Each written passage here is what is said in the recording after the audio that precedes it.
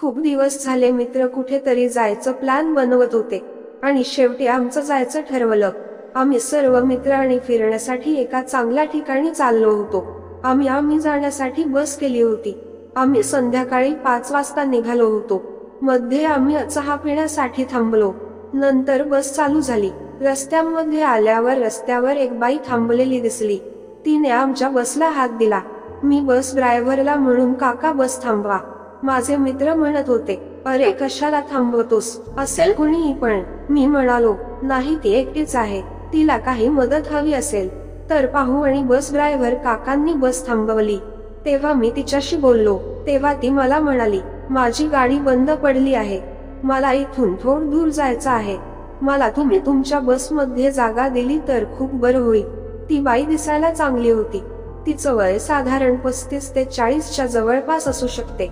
मग आम्ही विचार करून तिला बसमध्ये बसण्यासाठी जागा दिलं आणि ती माझ्या सीटवर येऊन बसली।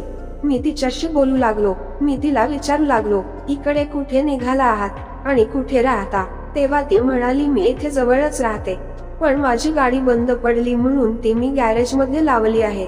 खूप वेळची गाडीची वाट बघते पण मला काही गाडी भेटली नाही आणि बरं झालं तुमची बस दिसली। तिला म्हणालो, काही हरकत नाही, आम्ही तुम्हाला सोडतो। आता आमचं बोलणं वाढलं हो आणि आम्ही जुन्या मित्रासारखे बोलू लागलो होती। मला आता ती आवडू लागली होती आणि पण थोड्या वेळाने बोलता बोलता मला झोप लागली आणि मी झोपते तिच्या खांद्यावर झोपलो। मला काहीच माहित नव्हते। अचानक माझी हात कुठेतरी आणि तिने मला उठवलं। मी बोललो, काय झालं, काही केलं का? मी हसली पण काही बोलली नाही। आता मी तिच्याकडे बघत होतो आणि ती माझ्याकडे बघत होती। माझी नजर तिला कळली होती, हा माझ्याकडे असा का बघत होता म्हणून। पण कुठे ना कुठे मला असं वाटत होतं की तिलाही मी आवडलं होतं, कारण तीही मला सिग्नल देत होती। तिच्या वागण्यातूनच मला कळलं होतं। ती बार बार माझ्याकडे बघत होती आणि हसत होती। मला ती हसल्यावर माझ्यात एक हिंमत आली। माझे मित्र सर्वजण आपापल्या सीटवर झोपी गेले होते, कारण आता झोपेचा टाइम होता। काकांनी आता गाडीची लाईट सध्या बंद केली होती। आता मात्र गाडीत अंधार झाला होता आणि माझ्या मनात नको ते विचार येऊ लागले होते। मला काय करू आणि नाही समजत नव्हते, कारण सर्वत्र अंधार झाला होते आणि सर्वजण झोपलेले आहेत, आपल्याला कोणीही बघणार पण नव्हतं। आणि असा विचार करता करता तेवढ्यातच एकदम जोरात बसवाल्याने ब्रेक लावलं, कारण पुढे खूप मोठा खड्डा होता आणि एकदम अचानक ब्रेक लावल्यामुळे त्या काकू डायरेक्ट माझ्याच पडल्या। आता तर मी म्हणत होतो, आता मात्र मला रोखणार कोणी नव्हतं, कारण ती अवस्था झाली होती तशी ती पण कधीच तयार झालेली होती।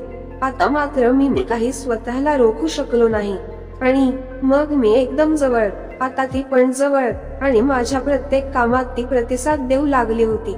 थोड्या वेळानंतर सर्व काही शांत झालं।